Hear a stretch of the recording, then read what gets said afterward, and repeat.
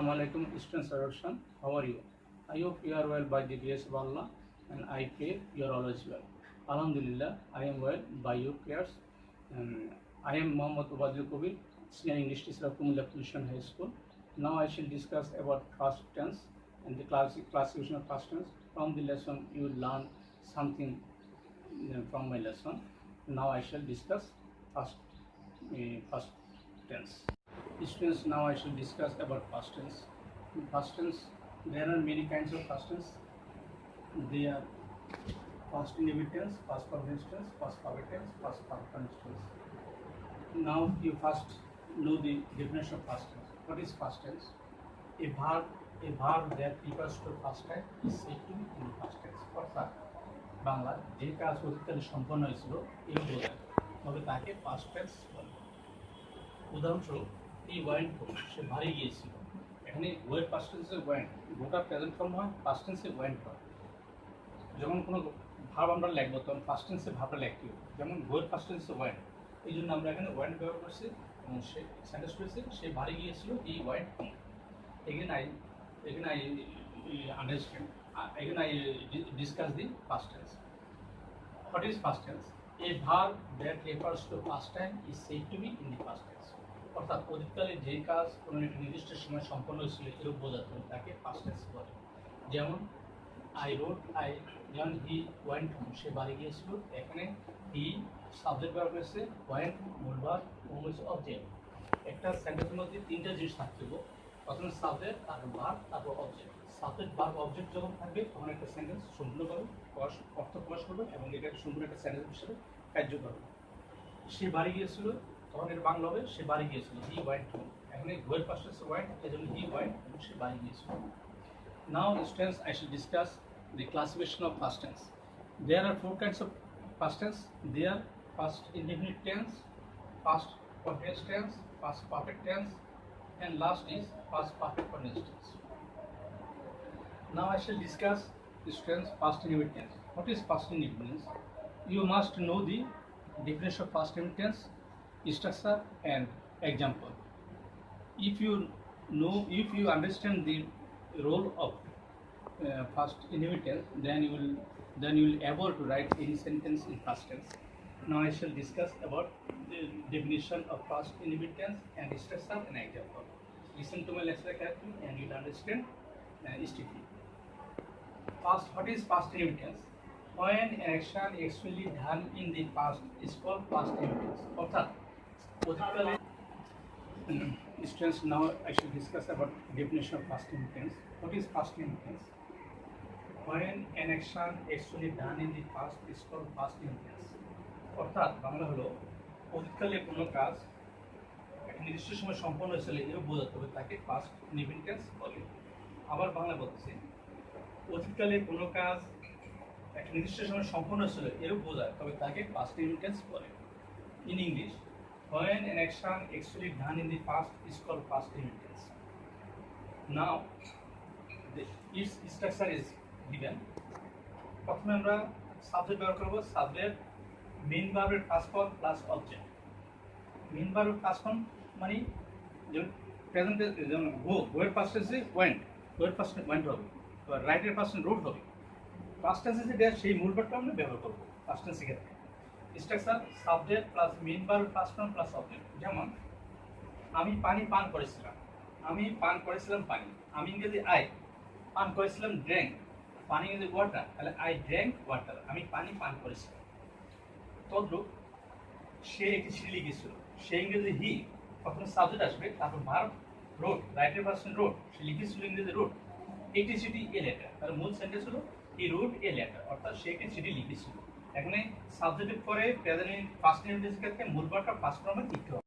Students, look at me. I shall discuss the first continuous tense. First, you must know the definition of first continuous tense, then structure, and then example. You will learn definition, how it is formed, and how a sentence makes.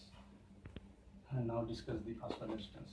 First, you will know about the definition of first continuous tense. What is first continuous tense? The past continuous denotes that an action was going on in the past for some time.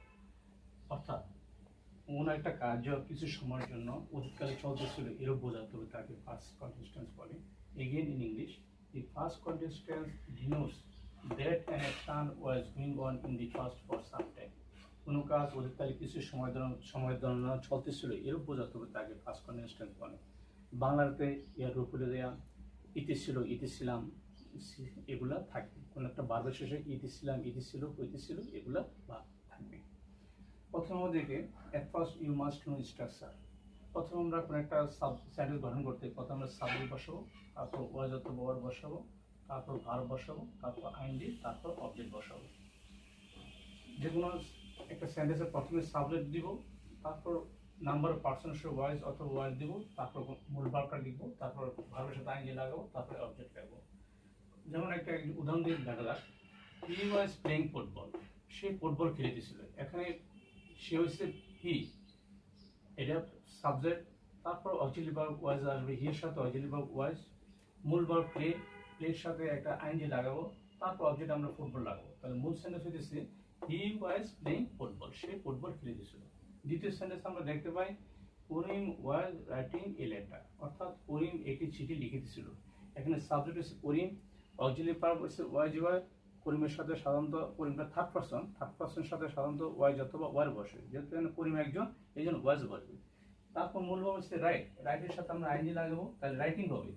তারপর object একটি চিঠি, a letter. তাহলে মূল sentence হইতেছে করিম was writing a letter, অর্থাৎ করিম একটি চিঠি লিখিতেছিল।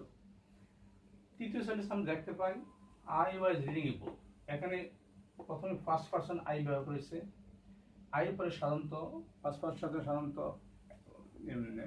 ওয়াজ বসে, যেমন এখানে সিঙ্গুলার নাম্বার ওয়াজ বসে আই পরে রিড, জিনিস হচ্ছে মূলভাব সাথে আইডি লাগাইছে, আই রিডিং এ বুক, এটা অবজেক্ট। তাহলে মূল সেন্টেন্সটা হলো আই ওয়াজ রিডিং এ বুক, আমি একটি বই পড়তেছিলাম। তাহলে বোঝা গেছে ইনডাইরেক্ট সেন্টেন্স থেকে আমরা দেখতে পাই যে এই যে একটা কাজ, এই কাজগুলা একটা সময় যাবত চলতেছে, যার জন্য এগুলা পাস্ট কন্টিনিউয়াস হয়েছে, এবং এগুলোর সাথে বাংলার সাধারণত ইতি ছিলাম, ইতি ছিল এই ধরনের থাকে। এই ধরনের ইতি ছিলাম, ইতি ছিল এগুলো যদি কোনো বাংলা রূপ থাকে তাহলে আমরা বুঝবো যে এটা পাস্ট কন্টিনিউয়াস টেন্স। তাহলে আমি আবার একটু আলোচনা করি students, let us discuss past continuous tense. What is past continuous tense? The past continuous tense denotes that an action was going on in the past for some time. অর্থাৎ past continuous tense তাকে বলে কোনো কাজ যদি কিছু সময়ের জন্য অতীতকালে চলতেছিল এরূপ বোঝায় তবে তাকে past continuous tense বলে। কিছু সময় ধরে চলতেছিল বোঝায় তবে তাকে past continuous tense বলে। গঠন স্ট্রাকচার, আমরা প্রথমে সাবজেক্ট দেব, তারপর ওয়াজ অথবা ওয়ার্ড লাগাবো, নাম্বার অফ পার্সনের সাথে ওয়াজ ওয়ার্ড লাগাবো, তারপর মূল ভার্ব লিখবো, তারপর আইএনজি লাগাবো, তারপর অবজেক্ট লাগাবো। যেমন example given, he was playing football. এটা বাংলা হলে সে ফুটবল খেলতেছিল। And here he was third person সাধারণত ওয়াজ বসে, এই জন্য হিয়ার উপরে ওয়াজ বসানো হয়েছে হি ওয়াজ। মূল ভার্ব হয়েছে প্লে, প্লের সাথে আইএনজি লাগানো হয়েছে প্লেইং, আর অবজেক্ট এখানে ফুটবল, তাহলে ফুটবল ব্যবহার করেছে, হি ওয়াজ প্লেইং ফুটবল, সে ফুটবল খেলতেছিল। Karim was writing a letter, Karim একটি চিঠি লিখিতেছিল। এখানে করিম হচ্ছে থার্ড পার্সন, করিমের পরে ওয়াজ দিতে হবে, আর মূল ভাব হচ্ছে রাইট, রাইটের পরে আইনজি লাগাবো, মূল ভাবের সাথে যেহেতু আইনজি রোল অনুসারে। লেটার, এ লেটার একটি চিঠি, এখন অবজেক্ট হচ্ছে এ লেটার। তাহলে মূল সেন্টেন্স গঠন হইতেছে করিম ওয়াজ রাইটিং এ লেটার।